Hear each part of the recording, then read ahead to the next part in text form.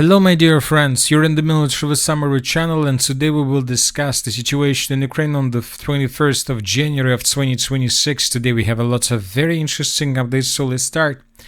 Davos changes the world. Maybe not Davos itself, not the city itself, but obviously the main changer is changing the world. And we are talking about the President of the United States of America. Today he arrived in Switzerland for the World Economic Forum, and during the previous 24 hours he made lots of very important statements worth attention. So let's discuss the most important ones. He said that what often happens is this: we'll have a deal with Russia ready, but President Zelensky won't agree to it. You saw that when he was in the Oval Office. Also, he emphasized that then there are times when President Zelensky wants to make a deal, but Putin doesn't want to make the deal. Another important statement: I'm going to meet with Zelensky later today. I believe they're at a point where they can come together and get a deal done. This is a very important statement made by the President of the United States of America, because according to information we have, Zelensky still remains on the territory of Ukraine, and according to information we have, he's not going to travel to Switzerland with the purpose to have a meeting with the President of the United States of America. Zelensky decided to stay in Ukraine with the purpose to help the Ukrainian authorities to stabilize the situation in the energy crisis. Another important statement made by the President of the United States of America: I'm seeking immediate negotiations to once again discuss the acquisition of Greenland by the United States. Just as we have acquired many territories throughout our history, as many European nations have done as well, there is nothing wrong with it. Another important statement: all we're asking for is Greenland, full right, title and ownership, because you need ownership to defend it. You can't defend it on a lease. Another important statement: they have a choice. They can say yes and we will be very appreciative, or they can say no and we will remember. So this is the situation. We see that the situation is very difficult, and this situation is difficult not between the Western countries and the Russian Federation. The situation is very difficult between European countries and the United States of America. Furthermore, during the previous 24 hours, we received lots of statements and updates that, for example, France, the United Kingdom and Germany rejected to join the peace council that the President of the United States of America have already created. But at the same time, we received lots of updates that many other countries accepted this proposal. For example, the President of Belarus accepted and signed a document on Belarus accession to Trump's proposed peace council. So the world is changing, and very difficult to understand what is going to be next. And all these things are happening at the same time with the negotiation process between the United States of America and the Russian Federation. Today, talks took place between delegations of Russia and states. For example, the Russian Federation was represented with Kirill Dmitriev. He arrived in Davos today. So this is the moment when he entered the city. And the United States of America were represented by Stephen Witkoff. And according to information we have, Kirill Dmitriev and Steve Witkoff stated that talks between them were very positive. And later we received another very important update from this meeting, that tomorrow Steve Witkoff is going to travel to the Russian Federation with the purpose to have a meeting with the President of Russia, Putin. So most likely he is coming to Moscow with the purpose to get the answer to the only question, whether the Russians are ready to accept the deal between the United States of America, Ukraine and the Russian Federation. So let's wait and see what is going to happen tomorrow, because according to this situation, there are very high chances probably that tomorrow the conflict in Ukraine will be finished. But meanwhile, both the Russians and the Ukrainians are attacking each other, and during the previous 24 hours, Ukraine launched hundreds of drones with the purpose to attack the southern part of Russia. During the previous 24 hours, lots of explosions were recorded on the territory of the settlement by the name of Krasnodar in the southern part of the Russian Federation. Here we can see how, as a result of attack, a park site was destroyed. The Russians reported that Ukrainians launched more than 120 drones. The Russians, from their side, were attacking the territory of Ukraine during the previous 24 hours, and the Minister of Defense of Ukraine stated that Russians launched 98 drones, and these drones, as I understand, managed to deal significant damage. Furthermore, pro-Russian sources published this map and this video where we can see how exactly the Russians were attacking the territory of Ukraine through the night. Lots of explosions took place along the line of combat contact around the city of Kiev and in the northwestern part of Ukraine. Now let's discuss the situation on the ground. During the previous 24 hours, we received lots of very important updates. And first, let's talk about the Sumy direction. As you can see, we have lots of very important videos. This video was published from the area of Ryasne. In this video, we can see how Russians were bombing positions of the armed forces of Ukraine with 500. This video confirms that Russians are tasked to move further in the western direction with the purpose to establish complete control over the settlement of Ryasne.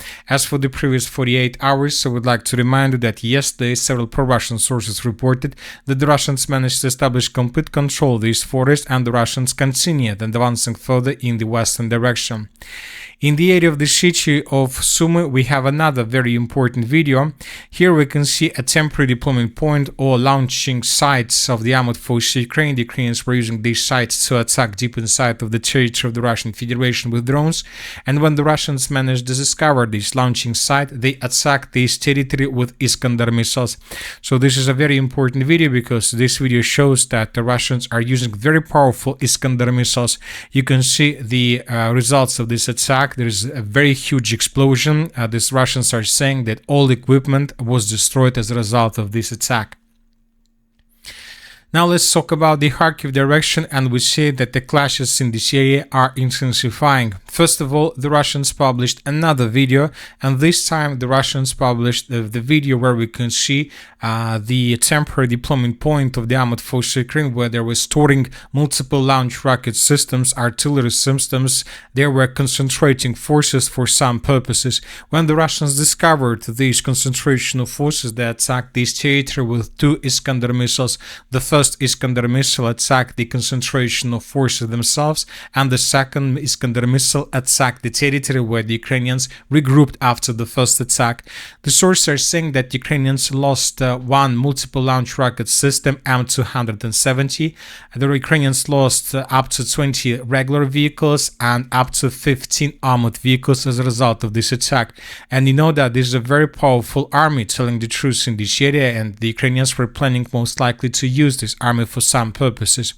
Furthermore, the Russians during the previous day attacked the city of Kharkiv, and there were several explosions. The sources reported that the Russians once again attacked and destroyed or damaged the object of a critical infrastructure. As for the situation on the ground, during the previous 24 hours, small changes were recorded in the most northeastern part of the Kharkiv region. According to neutral mappers, the Russians improved their positions and captured this tree line around the settlement of Krugle, and the Russians continue advancing further in the southern direction with the purpose to establish complete control over the territory between the border with the Russian Federation and the river of Volcha. Now let's discuss the situation in the Kupiansk direction. During the previous 24 hours, we received several updates. Probably the most important one is this one.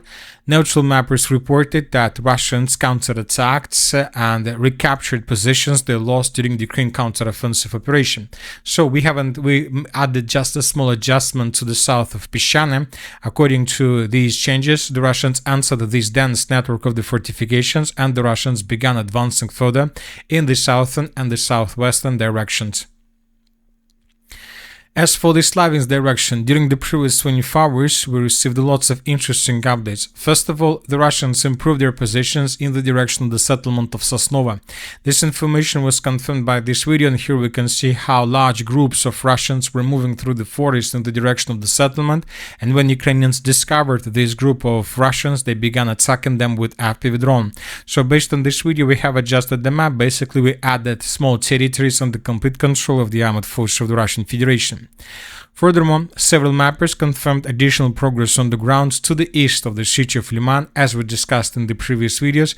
Now the Russians are trying to shorten and to maintain the lines in the northeastern direction from the city. They are trying to establish complete control over this red line, and then Russians, using broad front line attack, will try to answer the city of Liman from many directions with the purpose to establish complete control just during one attack.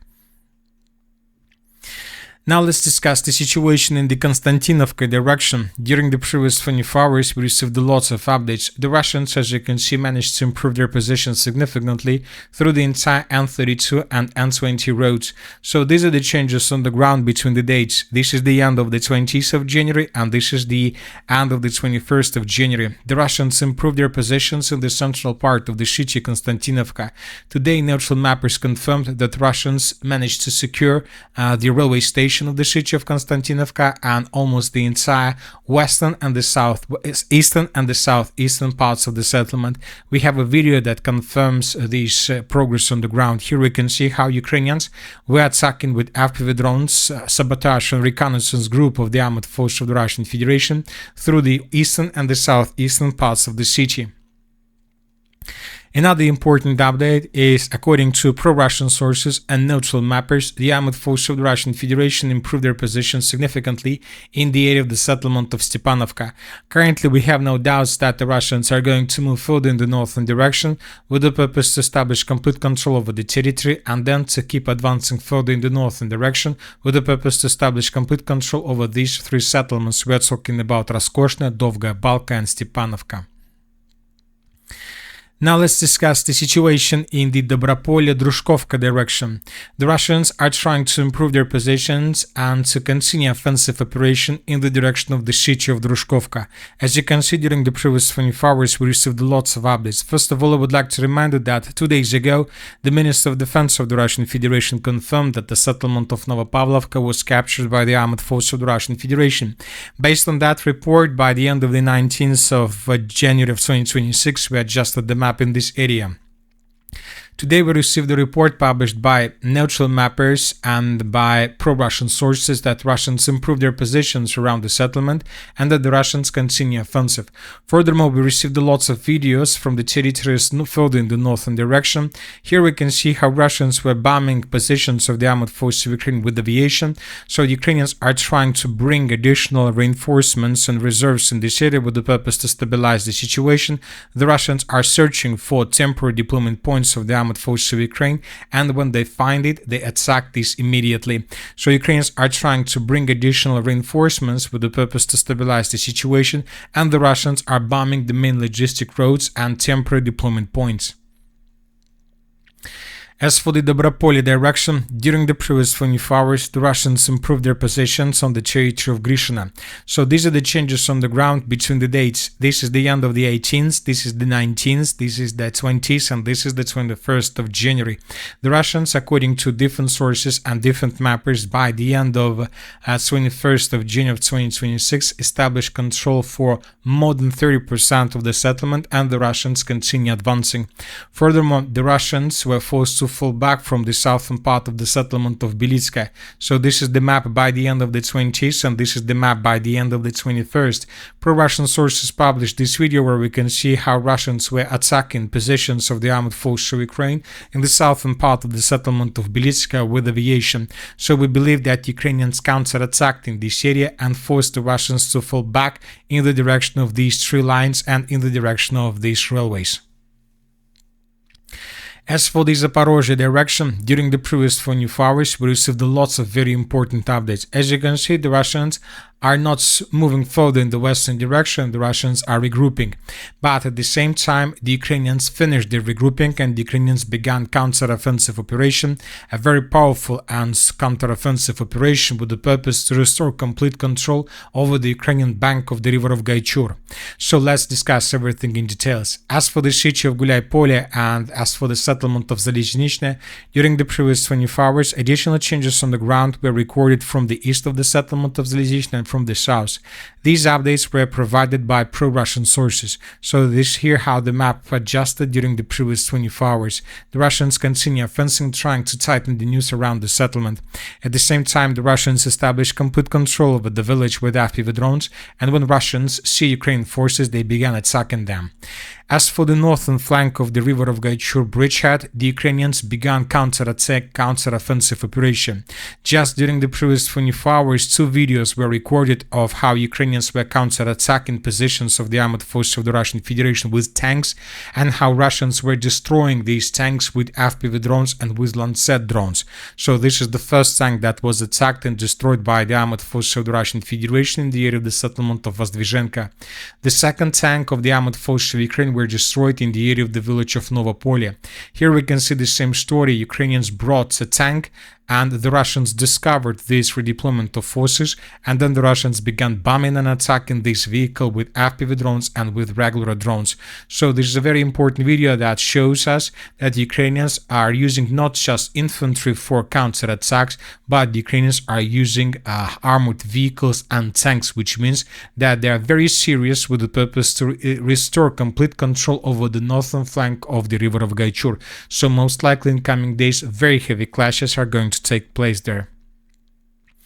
As for the Orekhov direction, during the previous 24 hours, we received small adjustment of the map in the area of the settlement of Bilogoria. Ukrainian sources published a video of how they were attacking soldiers of the armored forces of the Russian Federation at this point. Based on this video, we made small adjustment of the map. So nothing special, but just a small and additional progress on the ground. And that's it for today. Military Summary channel reminds we condemn any violence in the world. Thank you for watching. Subscribe to my channel, put your likes, join my Patreon, and have a good day. Bye bye.